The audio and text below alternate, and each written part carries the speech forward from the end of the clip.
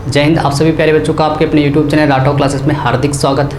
मेरे प्यारे बच्चों ने फिजिक्स के पहले चैप्टर के न्यूमेरिकल्स को लगा रहे थे। चलिए सीरीज सवालों की तरफ रुख करते हैं और देखते हैं कि आज पहला क्वेश्चन क्या है। मेरे प्यारे बच्चों क्वेश्चन नंबर 19 तक हम लोग लगा चुके हैं। क्वेश्चन नंबर 20 देखिए कि क्या लिखा हुआ है। करें संलग्न चित्र में समान रूप से आवेशित। समान रूप से आवेशित का मतलब होता है कि जितने भी आवेश आपको दिए जाएंगे वैल्यू सेम रहेगी सबकी। 3 कण ए बी सी दिखाए गए। कण ए द्वारा कण बी पर आरोपित जो नेट बल आपको दिया गया है 2.0 × 10⁻⁶ न्यूटन दिया गया। प्रत्येक चित्र में आपको ज्ञात करना है। प्रत्येक चित्र का मतलब 2 चित्र आपको इस सवाल में दिखाई दे रहे हैं। दोनों में आपको क्या निकालना है? पहला निकालना है कि कण सी द्वारा बी पर आरोपित बल क्या है और दूसरा निकालना है कि कण बी पर नेट बल क्या है। तो मेरे प्यारे बच्चों जो पहला पार्ट आप देख रहे हैं थोड़ा सा ये सवाल बड़ा है, लेकिन आप देखिएगा मैं इसकी एक शॉर्ट ट्रिक भी आपको बताऊंगा इसके बाद। ये ए है, ये बी है, ये सी। ए बी के बीच की जो डिस्टेंस है वो 0.015 मीटर।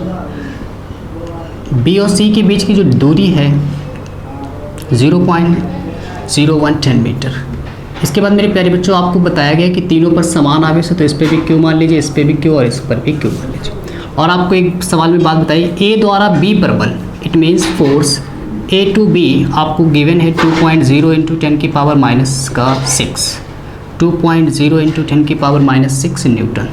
फिर आपको बताना है कि कण सी द्वारा बी पर बल कितना है, सी द्वारा बी पर। तो मेरे प्यारे बच्चों आप जानते हो जो फोर्स का फॉर्मूला होता है वह बराबर 1/4πε0 Q1 Q2/r²। तो आप सबसे पहले ए और बी के बीच का फोर्स निकालिए। तो force between two A and B equal to 1/4πε0। मेरे प्यारे बच्चों ए पर आवेश की वैल्यू Q1 का मतलब है ए पर आवेश, तो ए पर आवेश आप देख रहे हो। Q2 का मतलब है वहाँ पर भी Q। दूरी ए और बी के बीच की आप देख रहे हो 0.015 मीटर का whole square. F of A B की वैल्यू मेरे प्यारे बच्चों आपको दी गई 2.0 को आप 2 भी लिख सकते हो। Q का मल्टीप्लाई Q से कराएंगे तो Q स्क्वायर। 1/4πε0 की वैल्यू आप रख भी सकते हो या फिर आप कैलकुलेशन को सीखिए कि कैसे की जाती है। तो आप देखिएगा 0.015 मीटर का होल स्क्वायर। मेरे पास जो इस चीज़ को अगर आप इधर भेजते हैं तो 2 × 10⁻⁶ ये डिवाइड में इधर आएगा तो इन मल्टीप्लिकेशन, तो 0.015 का होल स्क्वायर बराबर Q²/4πε0। क्या आप इतनी बात को समझ रहे हैं?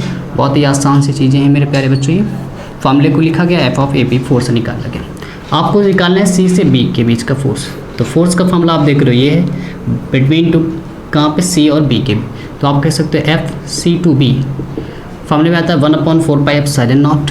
तो 1/4πε0 Q1 की वैल्यू सी पर क्या है Q है, Q2 की वैल्यू भी क्या है Q है, अपॉन डिस्टेंस यहाँ से यहाँ तक आप देखते हो आर की जगह क्या लिखा है 0.010 का होल स्क्वायर।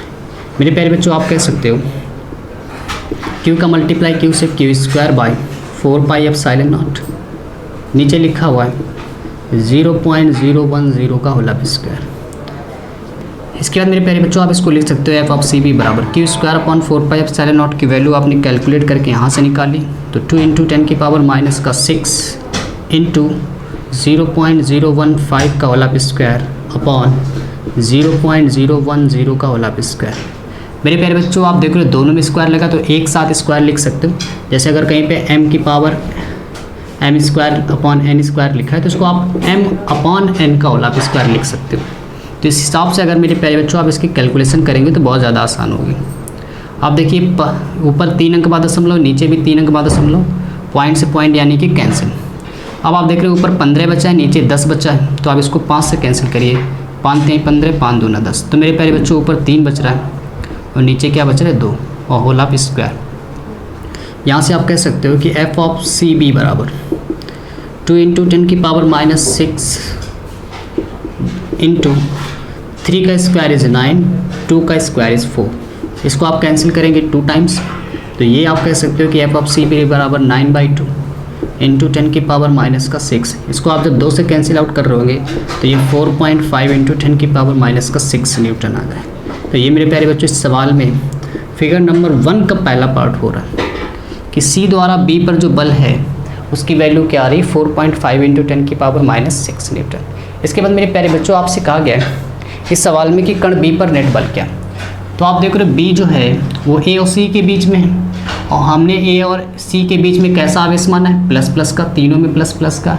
तो आपको क्या समझना है, वैसे इसका थोड़ा सा कॉन्सेप्ट होता है, लेकिन उस कॉन्सेप्ट को आप ना समझ के आप ट्रिक भी अप्लाई कर सकते हैं। वो ट्रिक क्या है मेरे प्यारे बच्चों, जैसे मान लीजिए कि दो आवेश ये दिए गए हैं, दोनों ही प्लस प्लस के, तो आप जानते हो प्लस प्लस के बीच में जो फोर्स लगता है वो प्रतिकर्षण बल होता है, रिपल्सन बल जिसे आप जानते हैं। तो प्रतिकर्षण का मेरे प्यारे बच्चों आपको हमेशा मतलब समझना है माइनस, चीज़ों का दूर जाना ही प्रतिकर्षण कहलाता है, ठीक है, रिपल्सन बल।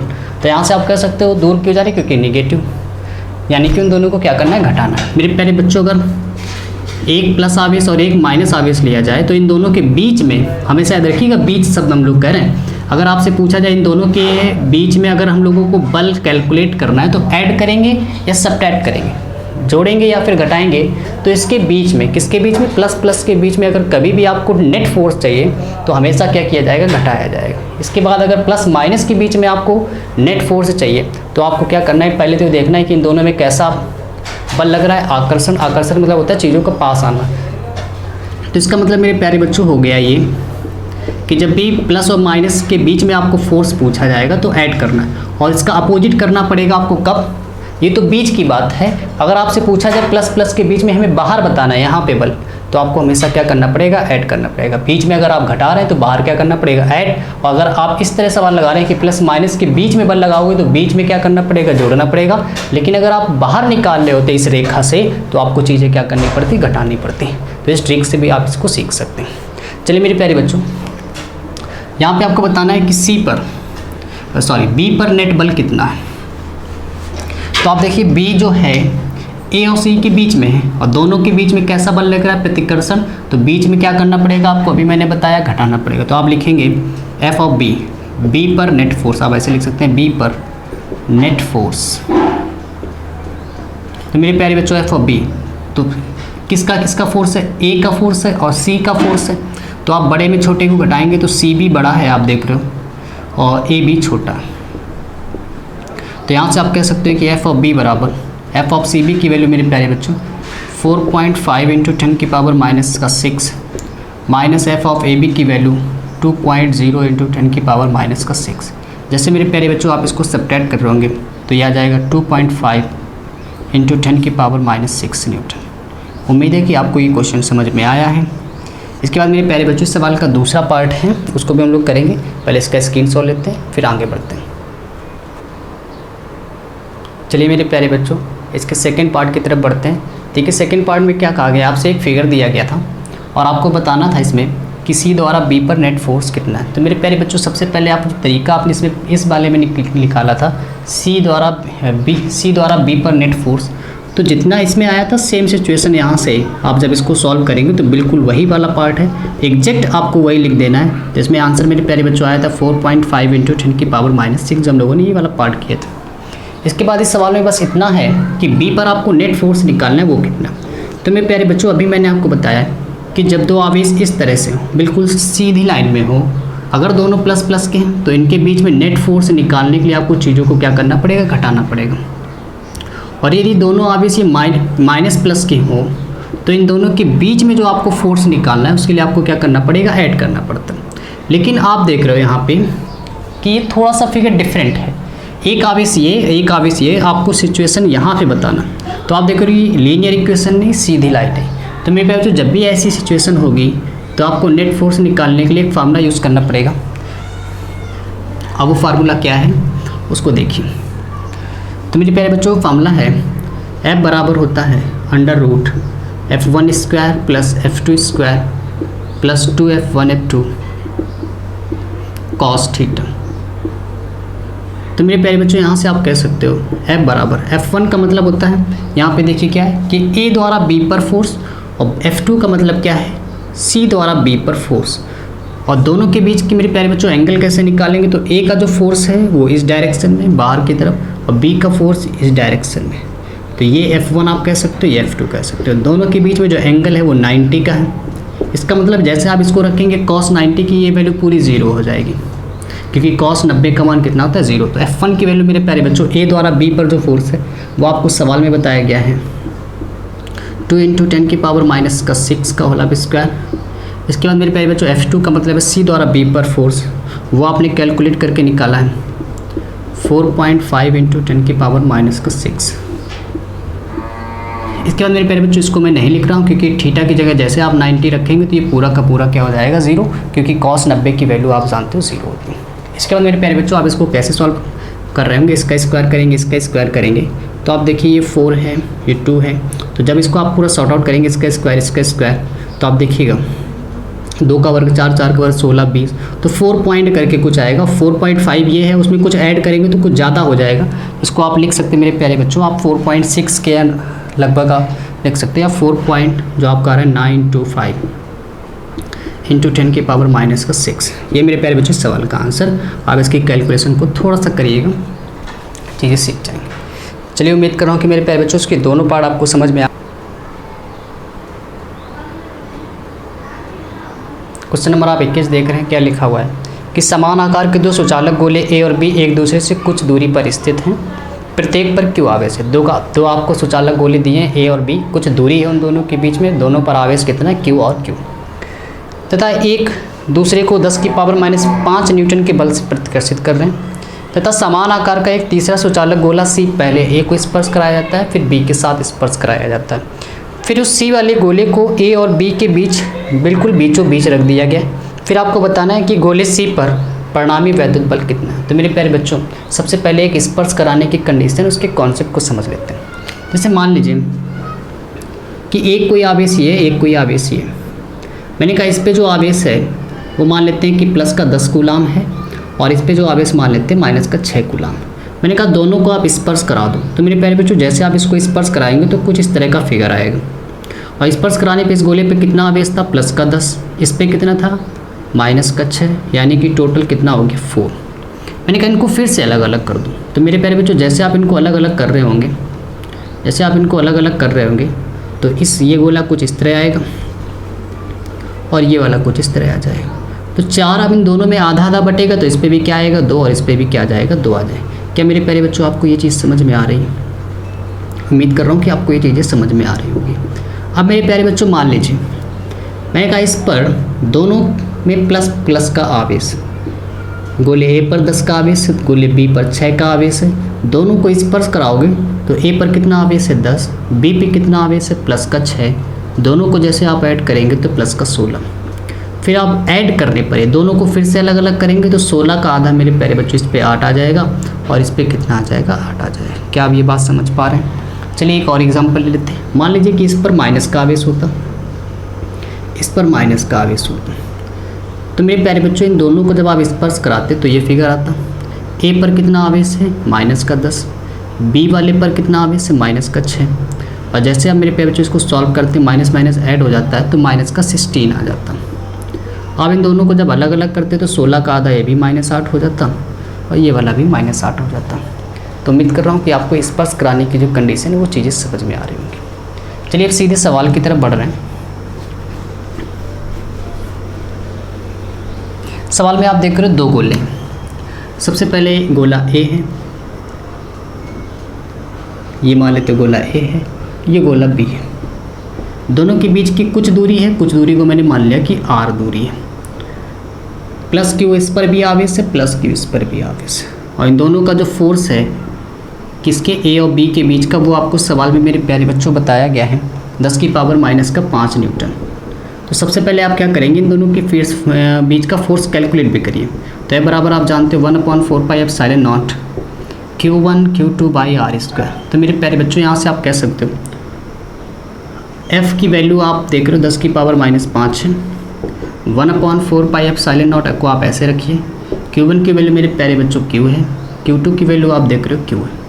दोनों के बीच की डिस्टेंस आपको पता नहीं तो उसको आप r ही रखिए। यहाँ से आप कह सकते हो ये 10 की पावर -5 बराबर 1/4πε0, ये मेरे प्यारे बच्चों होगा Q²/r² की वैल्यू, ए और बी के बीच का फोर्स। अब इसके बाद क्या किया, एक गोला लाया गया सी, तो सी पर गोले सी पर शुरुआत में लाया जा रहा है तो उस पर कोई आवेश नहीं, क्योंकि आपको बताया नहीं गया कि उस पर कितना आवेश है। तो आप मान लीजिए कि गोले सी पर प्रारंभिक आवेश, क्योंकि आप देख रहे हैं जब सवाल में लिखा था उसने क्या है कि ये गोला सी लिया गया है और ए के साथ स्पर्श कराया गया, तो सी लिया गया है, उस पर ये नहीं बताया गया कितना आवेश है। तो ऐसी सिचुएशन में मेरे प्यारे बच्चों आप मान लीजिए कि सी पर जो प्रारंभिक आवेश है वो मान लीजिए कि 0 है, ठीक है। यानी किसको आप ऐसे लिख दीजिए क्यू सी बराबर 0, ठीक है। इससे आपको संकेत पता चलेगा, क्यू का मतलब आवेश, सी का मतलब गोले सी पर, तो सी पर आवेश कितना है 0। अब इसको किसके साथ स्पर्श कराया जा रहा है, ए के साथ, तो आप ऐसे लिखिएगा ए के साथ स्पर्श कराने पर तो Q A plus Q C, A वाले के आवेश को सी वाले के आवेश के साथ स्पर्श कराया गया। स्पर्श कराया मतलब ए आवेश यहाँ पे बी, फिर फिगर बनाया था, दोनों को ऐड किया था, तो ए पर कितना आवेश है मेरे प्यारे बच्चों क्यू, सी पर कितना आवेश है 0।